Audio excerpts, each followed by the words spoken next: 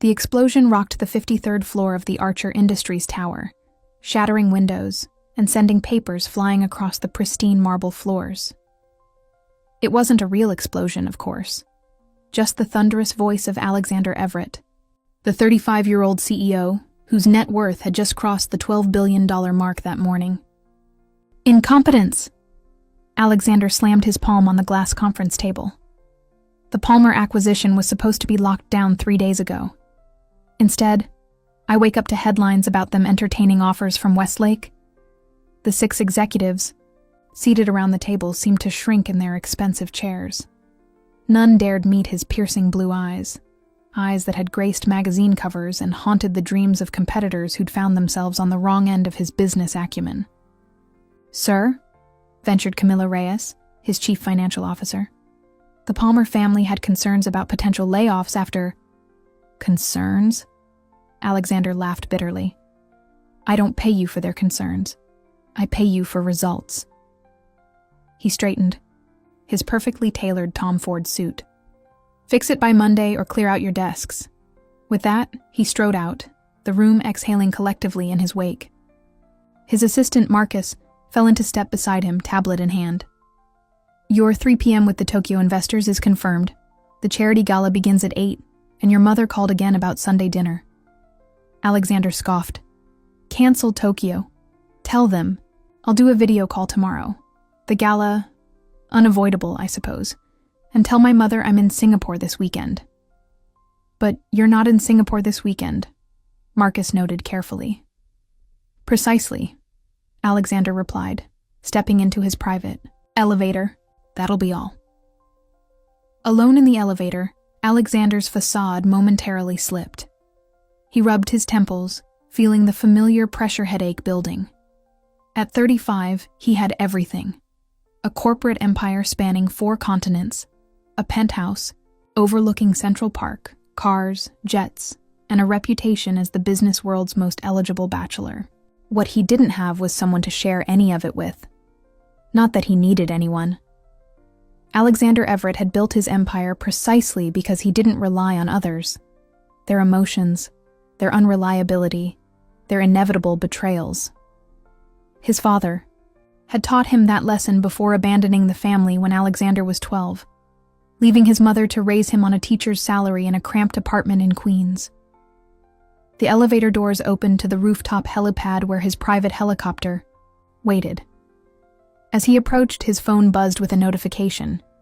Palmer Industries had just announced its agreement to be acquired by Westlake Corp. Alexander's jaw clenched. He dismissed the pilot with a wave. "Change of plans. I'll take the car." 20 minutes later, his Bentley was caught in unexpected traffic near Bryant Park. Alexander stared out the window, irritated by the delay. The car inched forward until... Crash!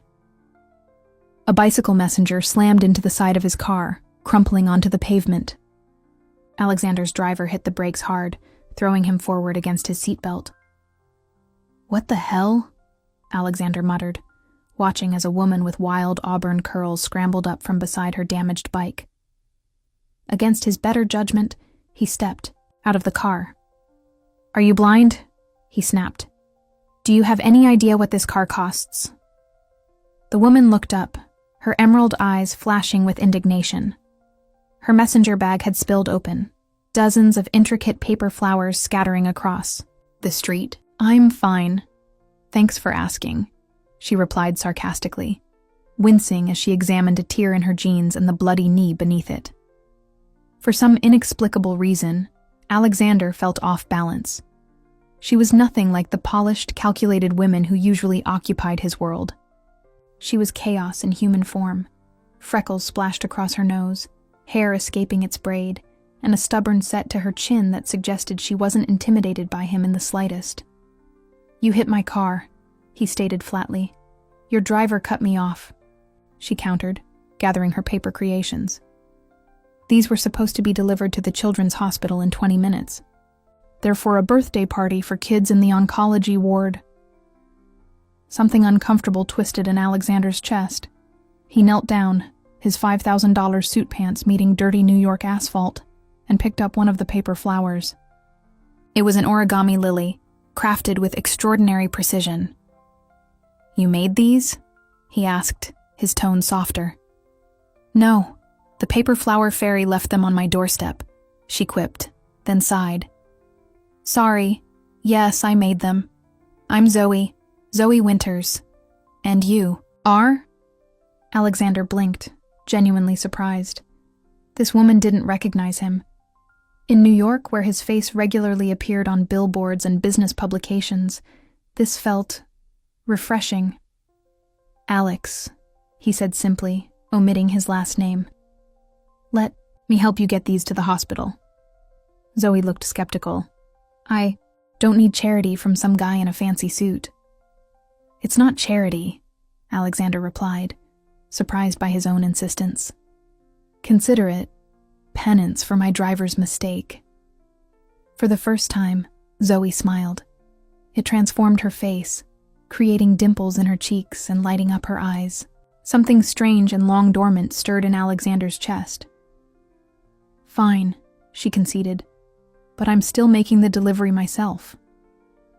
As he instructed his driver to carefully place the salvaged paper flowers in his car, Alexander Everett, the man who had everything and needed no one, had no idea that his carefully constructed world was about to come crashing down around him. And for once, he might not mind the fall. Alexander Everett had never felt more out of place than he did walking through the pediatric oncology ward of Manhattan Children's Hospital.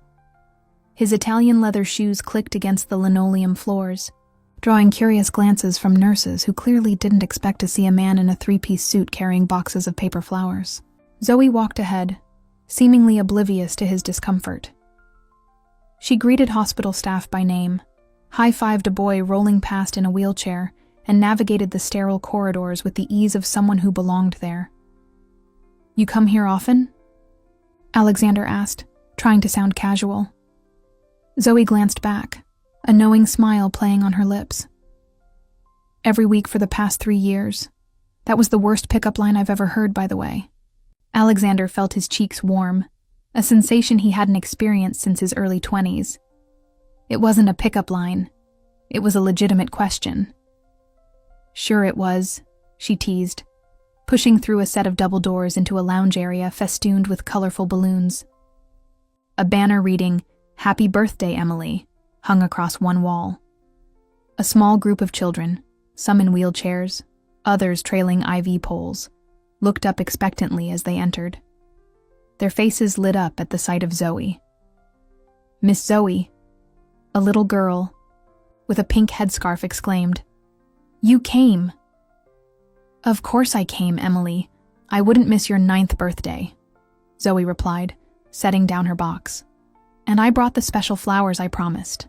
Alexander hung back awkwardly, watching as Zoe distributed her intricate creations.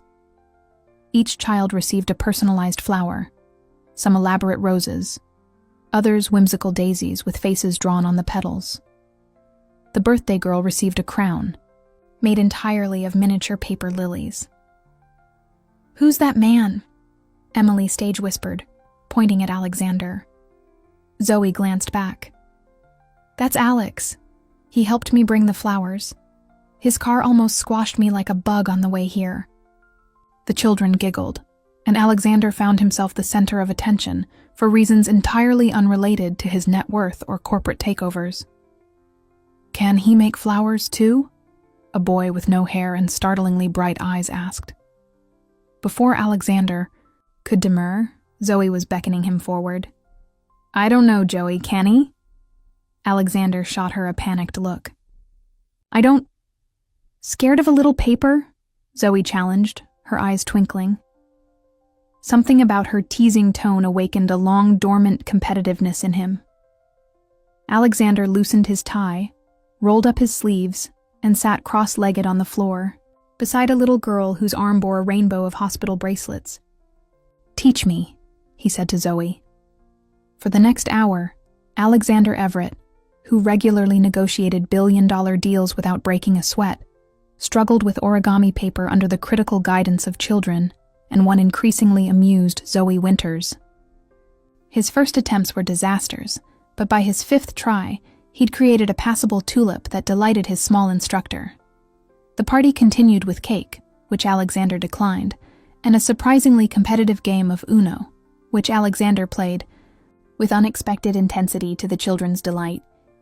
When it was time to leave, Alexander found himself exchanging elaborate handshakes with Joey and promising Emily he'd practice his flower-making skills.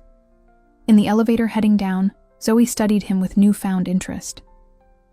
"You surprised me back there," she admitted. "I had you pegged as the type who'd make an excuse and leave after 5 minutes."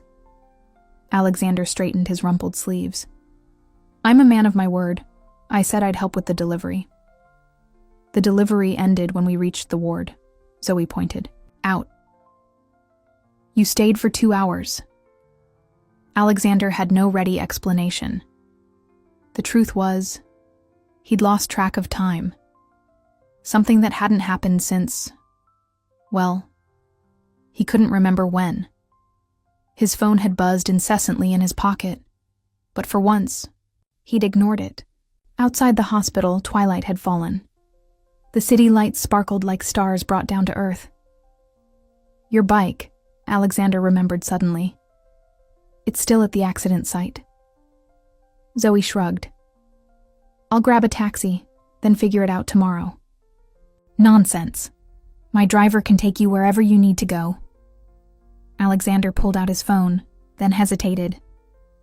"Unless you'd like to get dinner first, there's a restaurant around the corner that's quite good."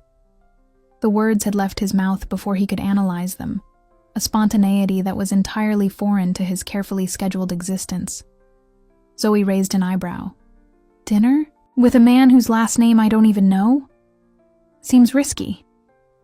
"Everett," he replied automatically, then winced, waiting for the inevitable recognition. Zoe's eyes widened.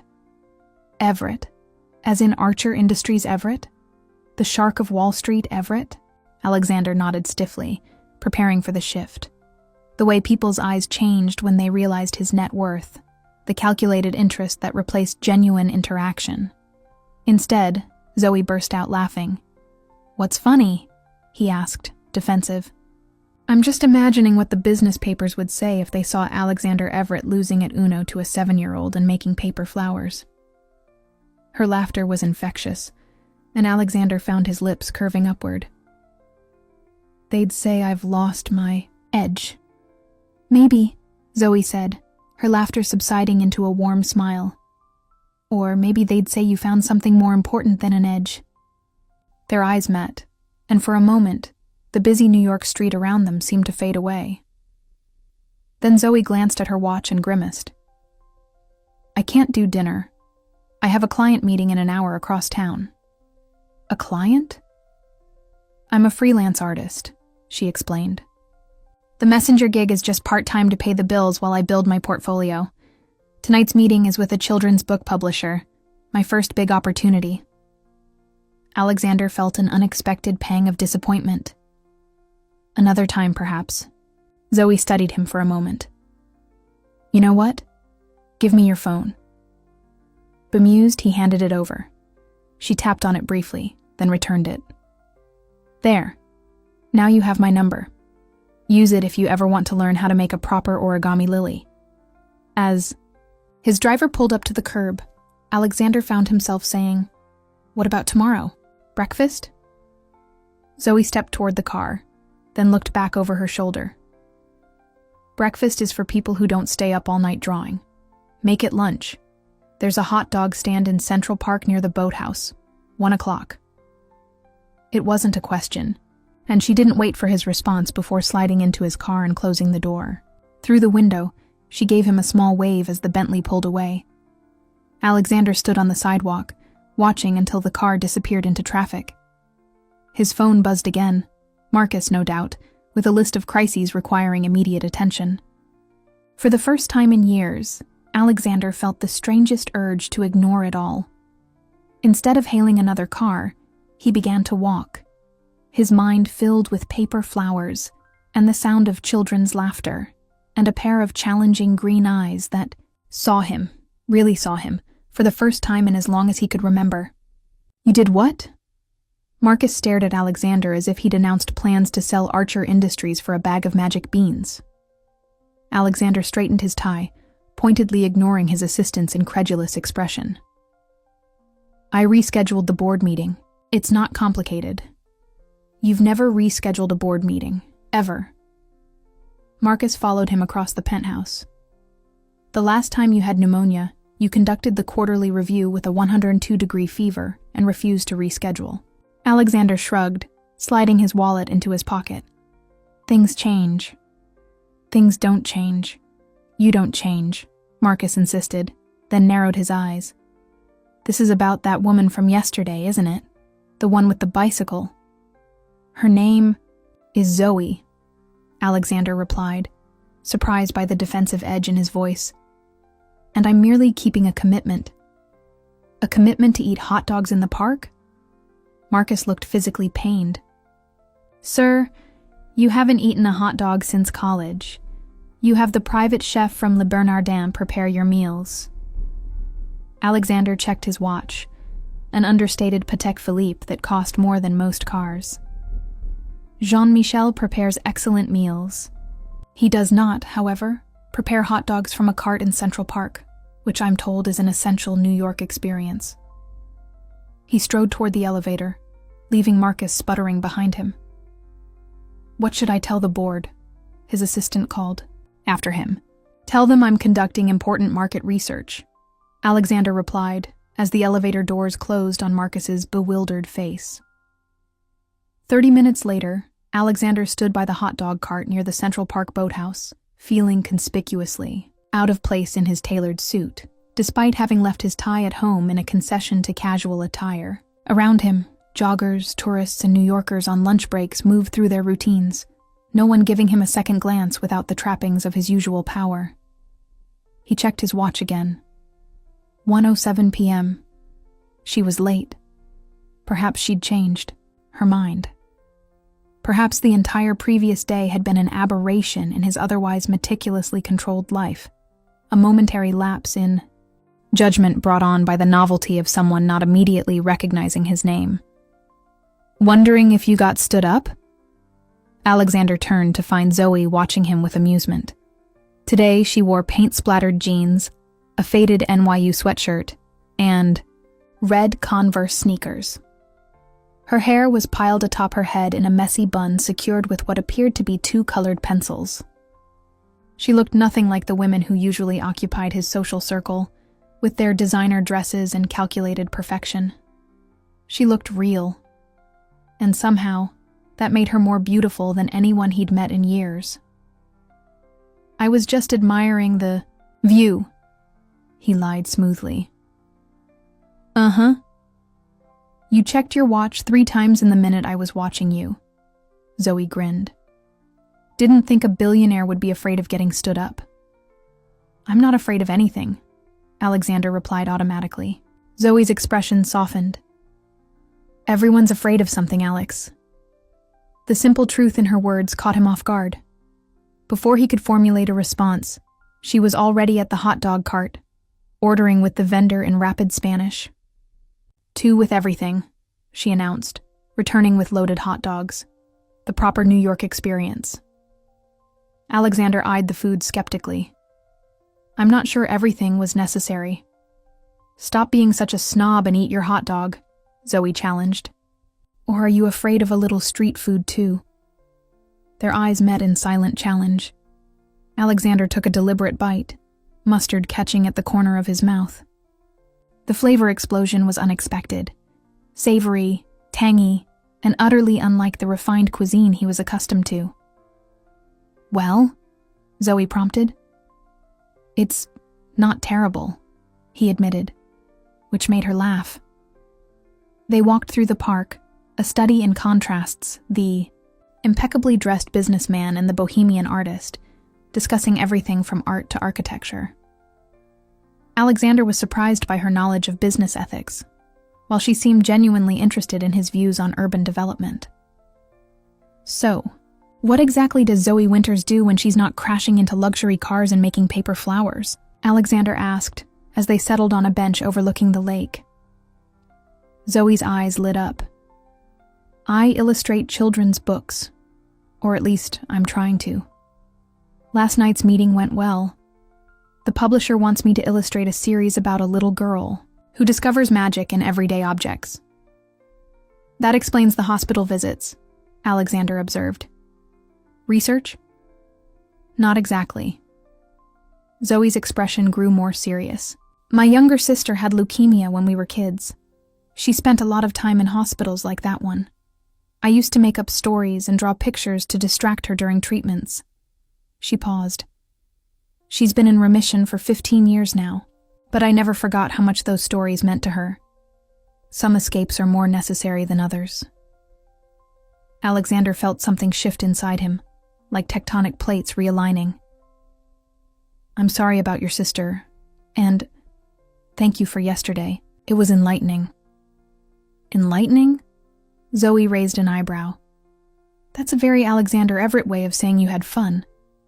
I don't typically categorize my activities as fun, he admitted. That explains a lot, Zoe replied, but her tone was gentle. What do you do when you're not terrifying employees and making billions? The question caught him off guard. What did he do? He worked. He attended necessary social functions. He expanded his empire. I collect art, he said finally. Buying isn't the same as appreciating, Zoe pointed out. When was the last time you looked at a piece in your collection just because it moved you, not because of its value or prestige? Alexander fell silent, unable to remember. The quiet between them stretched, but strangely, it wasn't uncomfortable. Walk me home, Zoe asked eventually, rising from the bench. They walked to a pre-war building in the village, stopping outside the entrance. Alexander noted the peeling, paint and outdated security system, so different from his sleek doorman-guarded tower. This is me, Zoe said, gesturing vaguely upward. 5th floor walk-up. Great for cardio, terrible for grocery day. I've enjoyed this, Alexander said, surprised by his own sincerity. Enough to do it again? Zoe challenged. Before he could answer, his phone buzzed insistently. The Westlake situation had escalated. Marcus had texted urgently 5 times in the past hour. You should get that, Zoe said, noticing his expression. The world needs its billionaire back. Alexander silenced his phone, a decision that would have been unthinkable 24 hours earlier. The world can wait. Zoe studied him, her artist's eye taking in details others might miss. Can it, though? That's the thing about your world. Alex, it doesn't wait. It demands everything. You sound like you're saying goodbye, Alexander observed, a peculiar hollowness forming in his chest. I'm being realistic. We live in different universes that happen to collide for a moment. She smiled, but it didn't reach her eyes. It was a nice collision, though. Before he could argue, she reached up, brushed a quick kiss against his cheek, and disappeared into her building. 3 weeks later, Alexander stood in a cavernous gallery, space that had been transformed for the annual Archer Foundation Gala. Crystal chandeliers hung from exposed beams, the industrial space softened by thousands of twinkling lights. New York's elite circulated with champagne flutes, admiring the artwork displayed for the charity auction. Alexander moved through the crowd on autopilot, shaking hands and making appropriate small talk while his mind drifted elsewhere. Since that day in the park, he'd thrown himself into work with renewed intensity, finalizing a hostile takeover of Westlake Corp that the business press had called breathtakingly ruthless. Yet success tasted hollow. His penthouse felt emptier than ever. He'd caught himself reaching for his phone a dozen times to call Zoe, only to stop himself. She was right. Their worlds were incompatible. One lunch couldn't change that. Mr. Everett, what drew you to select this particular artist for tonight's showcase? A reporter's question snapped him back to the present. I believe in supporting emerging talent, he replied automatically, then froze as his gaze fell on the artwork behind the reporter. It was a series of illustrations, vibrant, whimsical scenes of a small girl discovering magical paper flowers that came to life in a hospital room. The style was unmistakable. In the corner of each piece was a small signature, Z. Winters. "How did these get here?" Alexander demanded. The gallery director hurried over. "You specifically requested these pieces, sir. Your assistant handled the arrangements." Alexander scanned the room until he found Marcus, who gave him a knowing smile and a small nod toward the gallery entrance. There, looking uncomfortable in a simple black dress, stood Zoe. Their eyes met across the crowded space, and for a moment, everything else disappeared. He crossed the room, ignoring those who tried to intercept him. "You're here," he said simply, when he reached her. "Your very persistent assistant tracked me down," Zoe explained.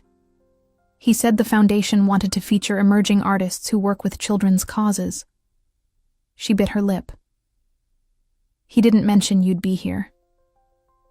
"Marcus has developed an independent streak lately," Alexander noted dryly. "Your work is extraordinary." Zoe blushed. "It's for the book series I told you about. The publisher loved the hospital setting. As do I." Alexander took a breath. "I've missed our conversations." "Have you?" Zoe challenged. "Because I haven't heard from the great Alexander Everett in 3 weeks." "You said our worlds were too different," he reminded her. "And you accepted that without argument," she countered. "For a man known for his tenacity in business, you gave up remarkably easily on something that wasn't business." The truth of her words struck him with unexpected force. He had retreated to familiar territory at the first sign of complexity, had chosen the comfortable isolation of his empire over the uncertain terrain of genuine connection. "I'm not very practiced at pursuing things I might fail to obtain," Alexander admitted quietly. Zoe's expression softened. "And I'm not practiced at being pursued by billionaires. So maybe we're both navigating unfamiliar waters." "I'd like to try again," Alexander said, taking her hand. "Properly this time. No retreating to separate worlds." Zoe entwined her fingers with his. "I should warn you, I'm still going to make you eat hot dogs occasionally." "I can live with that," Alexander replied, feeling lighter than he had in years, "though I draw the line at the one with everything." Her laughter drew curious glances from nearby guests. But for once, Alexander Everett, the man who had spent a lifetime concerned with appearances and control, didn't care who was watching. For the first time, he understood that the empire he'd built to keep loneliness at bay was nothing compared to the simple joy of making someone laugh. As he led Zoe through the gallery to show her how her artwork had been displayed, he realized that the arrogant billionaire who thought he needed no one had finally disappeared, replaced by a man who had found something far more valuable than any acquisition or merger. He had found love in the collision of worlds he never expected to bridge. 1 year later, the pediatric oncology ward at Manhattan Children's Hospital was renamed the Winters Memorial Wing, funded by an anonymous donation from the Archer Foundation. The new wing featured a garden atrium filled with sculptures of oversized paper flowers that delighted the young patients. Alexander proposed to Zoe in that garden, with Emily, now in remission, serving as his co-conspirator, delivering a bouquet of paper lilies with the ring hidden inside. Zoe's illustrated book series became a bestseller, featuring a character suspiciously similar to a certain reformed billionaire who learned to fold paper flowers. And Alexander Everett, once known as the most ruthless man in business, became known for something else entirely, taking every Wednesday afternoon off to deliver handmade paper flowers to children's hospitals across the city, his wife's hand firmly clasped in his.